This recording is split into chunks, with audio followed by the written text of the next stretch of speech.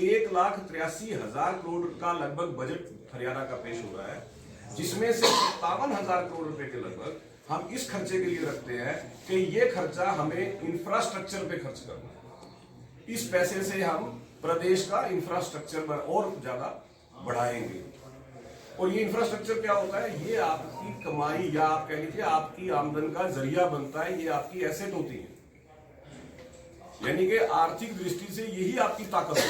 हुड्डा साहब ने जब आखिरी बजट पेश किया था, उसके अंदर कैपिटल एक्सपेंडिचर का जो प्रोविजन था लगभग 6,000 करोड़ रुपए। अब आप समझिए, 6,000 करोड़ रुपए आप पूंजीगत खर्चे के लिए रखते हो और हम कितना रखते हैं? 57,000 करोड़ रुपए। तो इससे क्या पता लगता है कि प्रदेश की आर्थिक सेहत पहले के मुकाबले और ज्यादा मजबूत हुई। और उससे बड़ी बात देखिए, जब हम प्रदेश का कोई बजट बनता है तो आमतौर पे एक स्टैंडर्ड देखा जाता है कि सर कृषि क्षेत्र के अंदर सरकार ने क्या प्रोविजन किया या स्वास्थ्य क्षेत्र के अंदर सरकार ने क्या प्रोविजन किया, हम इन चीजों को ही देखते हैं। इस प्रदेश के अंदर पहली बार किसी सरकार ने इस बात की चिंता की है कि जो प्रदेश का कमजोर वर्ग है, देखिए कमजोर वर्ग मतलब आर्थिक दृष्टि से जो लोग कमजोर हैं, उनके स्वास्थ्य की चिंता सरकार करे। आप जानते हैं केंद्र की एक योजना थी आयुष्मान योजना, जिसके अंदर 5 लाख रुपए तक का स्वास्थ्य बीमा था, मतलब मुफ्त इलाज 5 लाख रुपए तक का मिलता था। पहले मुख्यमंत्री जी ने उस आयुष्मान योजना का विस्तार करके चिरायु हरियाणा के नाम से उस योजना को हरियाणा में उसका विस्तार किया। मतलब केंद्र की योजना में जो आमदन की शर्त थी उसको मुख्यमंत्री जी ने बढ़ा दिया। हरियाणा 1,80,000 रुपए सालाना आमदन के परिवार जो है उससे कम वाले, उनके अगर कोई स्वास्थ्य की तकलीफ होती है, कोई हेल्थ इश्यू होता है, तो 5 लाख रुपए तक का स्वास्थ्य बीमा सरकार ने उनका कर दिया। उसका और विस्तार किया 3 लाख तक की आमदन वाले जो परिवार, 1,80,000 तक तो सबको 5 लाख रुपए तक का मुफ्त बीमा मिल रहा है। 3 लाख मतलब 1,80,000 से 3 तक जो परिवार है, उनके 5 लाख के स्वास्थ्य बीमे का आधा सरकार खर्च करेगी। ये पहली बार हुआ इस प्रदेश के इतने बड़े स्तर पे प्रदेश की जनता के स्वास्थ्य की चिंता। दूसरा, जो कमजोर वर्ग है या यूं कह लीजिए जो आर्थिक रूप से लोग कमजोर हैं, उन लोगों की इस बात के लिए चिंता करना कि जिन परिवारों की आमदन 1,80,000 रुपए से कम है, मान लीजिए परमात्मा ना करे उस परिवार में कोई दुर्घटना हो जाए, परिवार के किसी सदस्य की हानि हो जाए या किसी सदस्य की चोट की वजह से ऐसी स्थिति हो जाए कि वो काम करने के काबिल ना रहे, ऐसे परिवारों की चिंता भी इस बजट में की गई। अगर ऐसे परिवार का कोई 6 साल तक का बच्चा भी किसी दुर्घटना में चला जाता है, सरकार उसको 1 लाख रुपया देगी। अगर 6 साल से 18 साल तक की आयु का कोई बच्चा चला जाता है तो सरकार उस परिवार को 2 लाख रुपए देगी। 18 से अगर 25 तक की आयु का कोई युवा चला जाता है तो सरकार उसको 3 लाख रुपए देगी। और 25 से 40 तक की आयु का अगर कोई व्यक्ति चला जाता है या अपंग हो जाता है तो सरकार उसको 5 लाख रुपए देगी। इस बजट में इस बात की विशेष तौर पे चिंता की गई। और आप देखिए 1966 से हरियाणा बना था, हम सभी जानते हैं। 1966 से लेके आज तक जितने भी बजट पेश हुए, जिस भी सरकार ने पेश किए, आप किसी बजट को उठा के देखिए और आप उसमें देखिए कि क्या सरकार ने बजट पेश करते हुए इन बिंदुओं पे प्रदेश के नागरिकों की चिंता की है। आप सब लोग सोनीपत के हो, आप लोगों को ये जानकारी होगी कि इस बजट में माननीय मुख्यमंत्री जी ने सोनीपत के अंदर मेट्रोपॉलिटन अथॉरिटी का बनाई जाएगी, इस बात की इस बजट के अंदर घोषणा की। जानते हैं आप सभी? यस जी। अब ये समझिए कि सोनीपत के लोगों को इससे कितना बड़ा लाभ हो, क्योंकि आपका जैसे राई है, कुंडली है, सोनीपत है, और जिस तरह से इंडस्ट्रियलाइजेशन हो रहा है, जिस तरह से उद्योग भी यहाँ पे ग्रो कर रहे हैं, तो उससे अगर मेट्रोपॉलिटन अथॉरिटी बनती है, स्वाभाविक है इस इलाके का इंफ्रास्ट्रक्चर और तेजी से ग्रो करेगा। जब इंफ्रास्ट्रक्चर तेजी से ग्रो करेगा, स्वाभाविक है लोगों की आमदनी बढ़ेगी। कि जब हम सत्ता में आए उस वक्त पहली सरकार ने अपने बजट में कृषि क्षेत्र के लिए कितने पैसे का प्रोविजन किया, और जब हम आए तो हमने अब कितने पैसे का प्रोविजन किया। आपको जान के हैरानी होगी, 14 गुना कृषि क्षेत्र का बजट बढ़ाया इस सरकार ने, 14 गुना। तो हुड्डा साहब एक बयान आ जाता है, हुड्डा साहब कहते हैं कि प्रधानमंत्री फसल बीमा से तो किसानों का को लूट लिया है।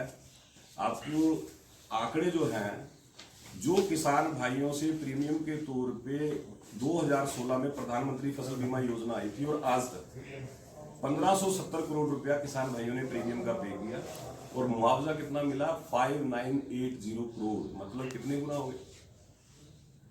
ये बात मैं केवल इसलिए क्योंकि हमारे कार्यकर्ता साथी बैठे हैं, आंकड़ा बताने का उद्देश्य मात्र ये है कि जब कोई बयान देता है ना, तो आप बता सको कि भाई तू झूठ क्यों बोल रहा है।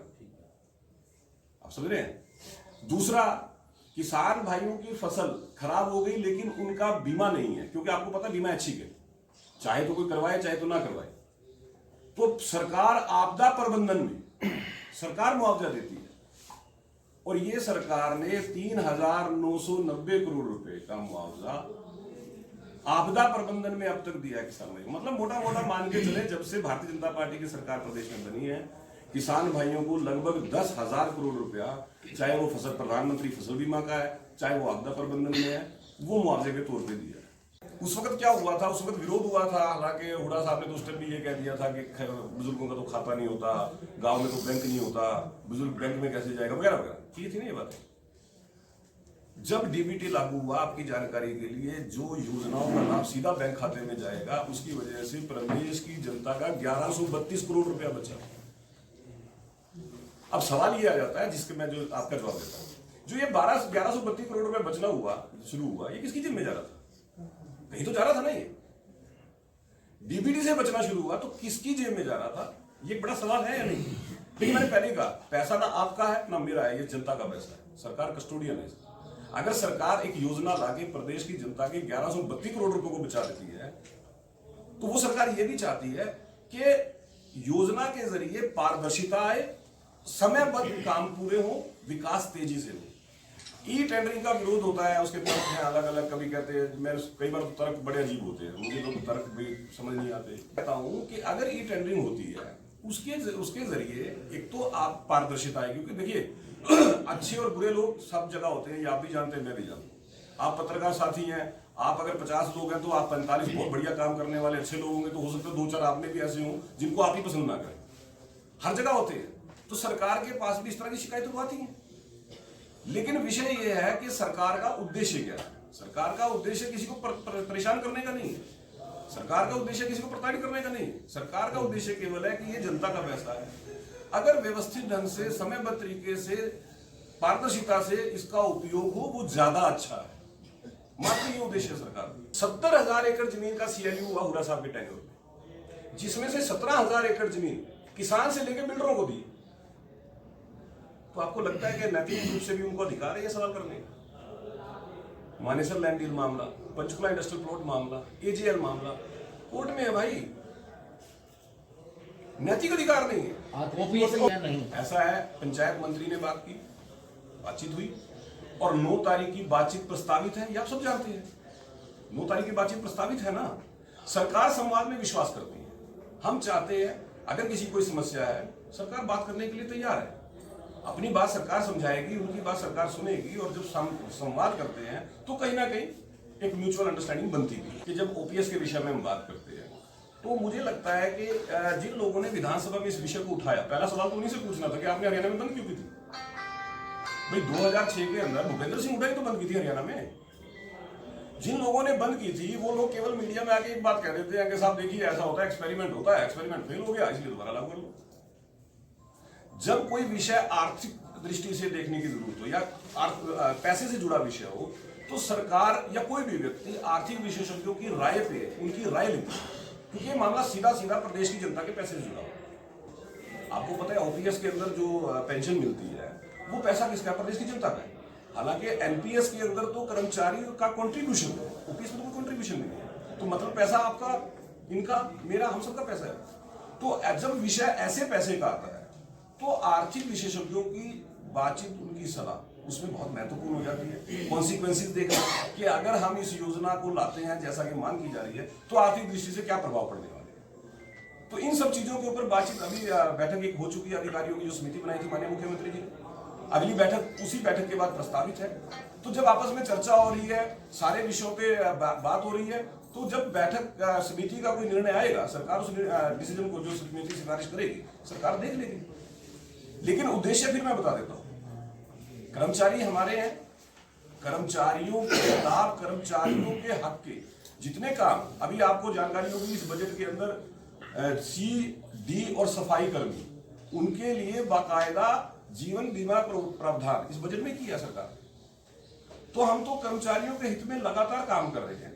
लेकिन जहां तक ओपीएस का विषय है, उसके ऊपर कमेटी बन गई, कमेटी ने एक बैठक कर ली, अगली बैठक प्रस्तावित है। तो मेरा मानना यह है कि जब कोई आदमी सार्वजनिक जीवन में होता है तो सार्वजनिक जीवन में रहने वाले व्यक्ति को जो अपने शब्द है या जो बात है उसको तो एक बार जरूर बोलते वक्त, मैं भी आपसे बात कर रहा हूं तो मेरा दायित्व है कि मेरे शब्द जो है नपे तुले हो।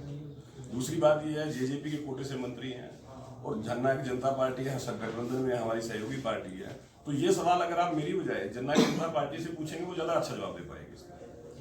बजट के अंदर सरकार ने घोषणा की कि हम ये योजना लेके आ रहे हैं। अब जब उस योजना का नोटिफिकेशन होगा, हमें देखना यह है कि नोटिफिकेशन की डेट हम कहां से निश्चित करते हैं। उसमें डेट आ जाएगी कि इस डेट से ये नोटिफिकेशन हो रहा है, मतलब इस डेट से हम कवर कर रहे हैं। जैसे हिमाचल में, जैसे कांग्रेस ने एक धोखा किया कर्मचारियों से ओपीएस के मामले में, ओपीएस की कैबिनेट के अंदर प्रस्ताव पास कर दिया, लेकिन जब उसकी एसओपी बनाने की बारी आई, मतलब कि किस तरह से उसको लागू किया जाए, विपक्ष का तो कर्तव्य है कि विपक्ष ने एक स्टैंडर्ड लाइन बोलनी है कि ये आंकड़ों का खेल है, ये तो नीरस है, इसमें कुछ नहीं है। मैं तो तुलना कर रहा हूँ। सर, आप किसानों की बात कर रहे हैं कि देखिए, जब केंद्र सरकार ने एमएसपी के ऊपर बाकायदा कमेटी बनाने की बात की, तो जो संघर्ष, जो किसान संगठन संघर्ष कर रहे थे, उनको भी कहा कि वो अपने 3 मेंबर्स का नाम दे दें उस कमेटी के लिए। उन्होंने अब तक नाम नहीं दिया।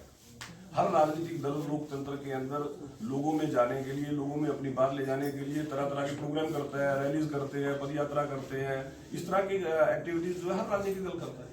ये तो हमारा पार्टी का शीर्ष नेतृत्व तय करेगा। अभी तक इस विषय में कोई बातचीत हुई नहीं है, जब होगी तो आपको बताएंगे।